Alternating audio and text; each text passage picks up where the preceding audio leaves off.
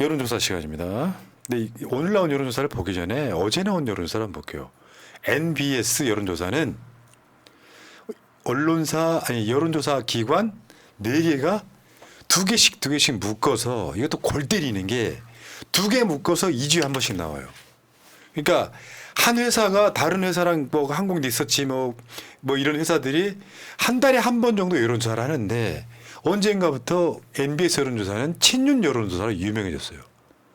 다른 여론조사, 갤럽 같은 여론조사 기관보다 다 전화 면접이긴 한데 가장 악명을 떨쳤던 게 강서구청장 보궐선거 하던 그 주에 국민의힘 지지율이 민주당 지지율보다 훨씬 높게 나왔던 때 욕을 바가지로 쳐먹었었죠. 어제 나왔던 건 먼저 소개를 해드릴게요.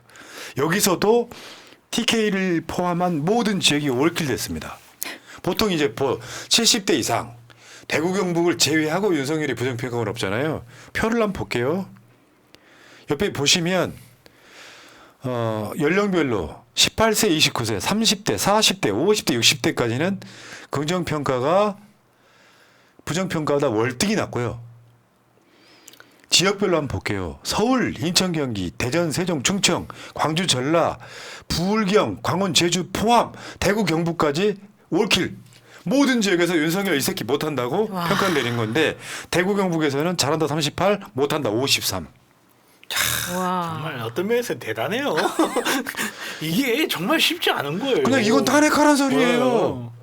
저 숫자 볼 필요 없어. 탄핵으로 보이잖아. 이미 전국이 다 원하고 있는 상황이 됐습니다. 60대에서도요. 44대 49예요. 그러니까 모든 지역으로 올킬한 정말 놀라운 대통령 하나 나왔고요. 오늘 나온 갤럽 한번 보겠습니다. 이거 역사적 사건이 또 일어나고 있습니다. 윤석열 지지율이 모닝 콘서트로 완전 내려간 사건이고 제가 계속 말씀드려 왔습니다. 총선 대패하고 나서 23% 나오고 나니까 1년 좀 넘는 시간에 기록을 갱신한 거였거든요. 24%가 윤석열 임기 초반에 나올 때 그때 당시 여러분들 기억하시겠지만 언론에서 20% 밑으로 내려가면 탄핵이 거론되고 뭐 한다는 얘기가 있었다가 꾸준히 30%대 초반을 달리다가 이번 총선이 끝나고 나서 23 찍었습니다. 1% 떨어진 상태에서. 그런데 최혜병 특검 거부권 행사하고 나서 나온 여론조사에 반영된 거예요. 지지율 긍정 21, 부정평가 70%. 이야. 갤럽 역사상 윤석열이 지금 취임하고 나서 가장 지지율이 안 나온 주가 이번 주고 현 정부 출범 후에 최저치 찍어버렸습니다. 저게 진짜 매번 말씀드리지만 21%에서 천천히 내려가는 게 아니에요. 이 정도 되면 어느 순간 툭 떨어지게 돼 있습니다. 21에서 5, 뭐 이 정도로 갈 수 있는 지금 딱 그 시점인 거예요. 탄핵 발의되면. 근데 지금 그 사이에 이종섭 윤석열 폰들도 지금 여론조사의 일부는 반영이 돼 있거든요. 그러니까 뭐냐면 이거는 다른 방식으로 보면 이따가 그 얘기 잠깐 하겠습니다만 조중동도 쉴드를 못 친다는 거 아니야. 네. 폰이 다 까여갖고 그러면서 지금 나락으로 떨어지고 있는 거예요. 잘하면 다음 주 여론조사에 10%대 보게 됩니다. 그럼 당연히 탄핵이라는 얘기가 공공연히 나올 수밖에 없어요. 오늘 언론들 헤드라인 한번 볼게요. 현 정부 출범 후 최저치 3% 내린 21%. 24%도 정상은 아니야. 취임 2주년도 안 돼서 취임 1년 사이에 24를 찍었던 놈이에요.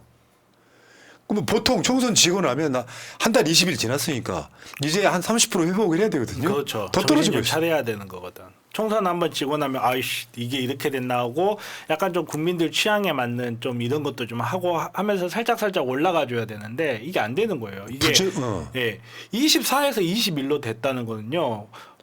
저기 막 퍼센테이도 따지면 일주일 만에 12.5%가 빠진 거예요. 그러니까 여러분들이 그 댓글창에 가끔씩 22%도 많다 이렇게 하시는데요. 아까 제가 변희재 이야기 해드렸잖아요. 그분들은요 나라를 팔아먹어도 찍을 사람들이니까 국민의 여론이라고 보면 안 돼요. 근데 갤럽 기준 70%면 어마어마한 사건인 게 갤럽은 우리나라에 가장 오래된 여론조사 기관이기도 하고 사람이 물어봐요. 상담원이 물어본다고. 상담원이 물어보는데 윤석열 못한다고 하기 쉽지 않아요. 그렇죠. 그렇죠. 자기 검열 때문에 70% 찍어버렸어. 그러니까 지금 보면은 저기 보이죠? 20%도 위태위태해졌습니다. 이게요, 24% 총선 끝나고 23을 찍었던 게 올라가는 추세면 30% 바라볼 수 있는 거예요. 그러니까 지금 보수 쪽에 손이 안 가고 윤석열 에라 모르겠다, 나 이 새끼 싫다, 이렇게 되는 과정이라고 보시면 돼요. 근데 그리고 거부권 뭐 기대할 게 남발하고. 있어야 올라가죠. 그러니까. 아니, 거부만 그런 하고 데다가 있으니. 거부권에다가 연찬에 가서 또 술 처마시고 있으니 저게 안 떨어질 수가 있겠습니까? 근데 이와 아주 비슷한 지지율이 이겁니다. 보여. 오늘 21% 찍었잖아요. 오랜만이네. 박근혜 지지율 한번 볼게요. 10월 4주차. 그때 이제 탄핵 바로 직전이었거든요. 네.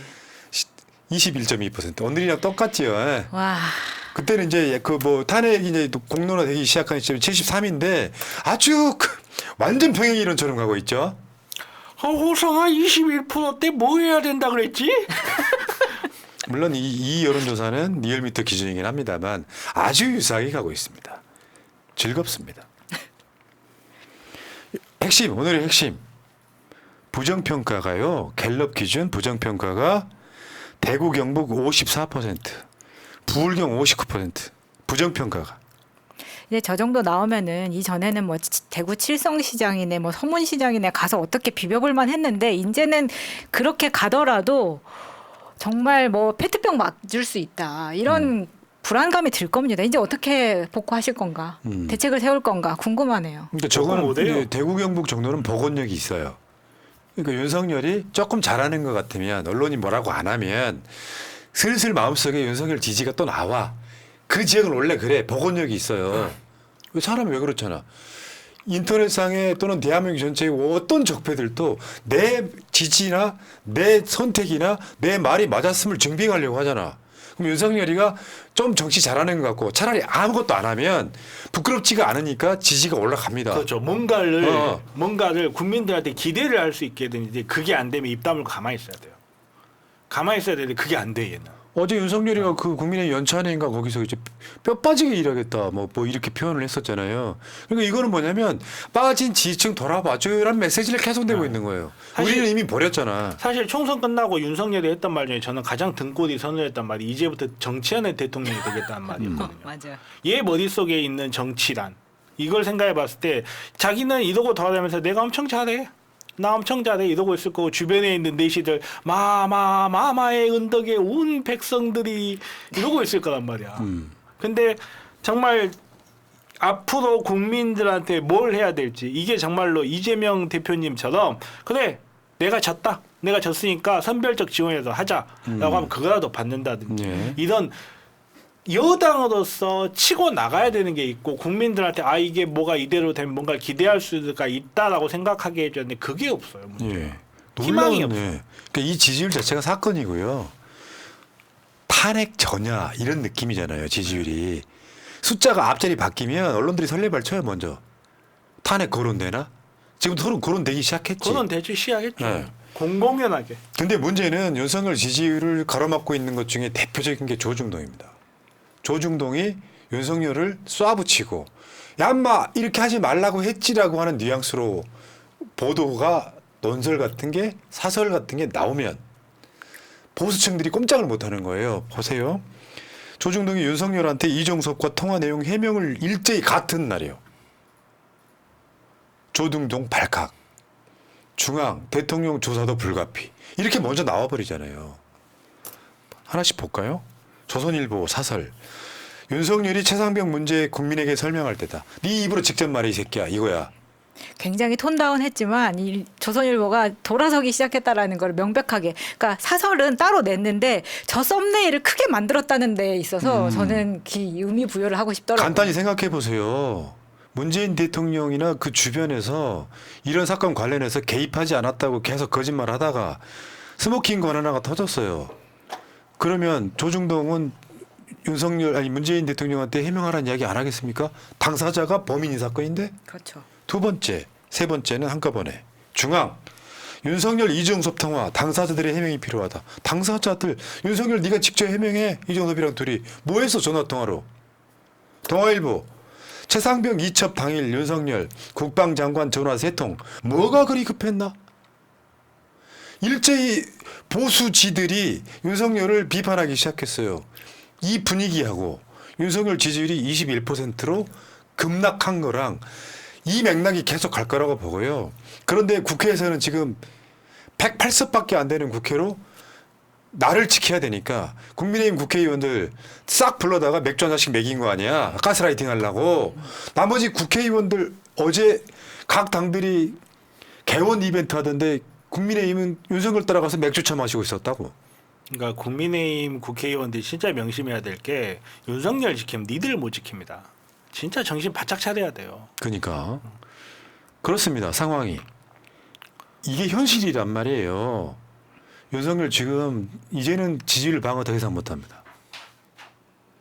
마지막 기회일 수도 있었던 것 같아요. 마지막 최상병 기회였어요. 근데 그때는 그때 마찬가지지. 재의결 됐어도 문제라니까요. 재의결 되면은 그렇죠. 됐으면 재의결 됐다 했는데 통화 내용 나와봐.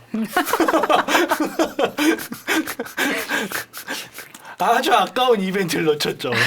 참 즐거운 이야기죠. 근데 이게 진짜로 그냥 막창이에요, 막창. 네.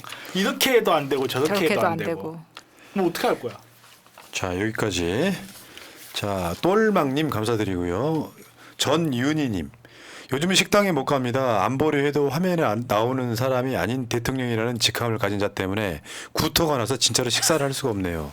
프라임과 여러분들이 있어 진심으로 감사드립니다. 여러분들이 우리들 속에 있는 작은 영웅들입니다. 사랑합니다 하셨습니다. 감사합니다. 감사합니다. 리틀 히어로자는 거죠. 와. 아임 리틀 히어로예요. 네, 감사합니다.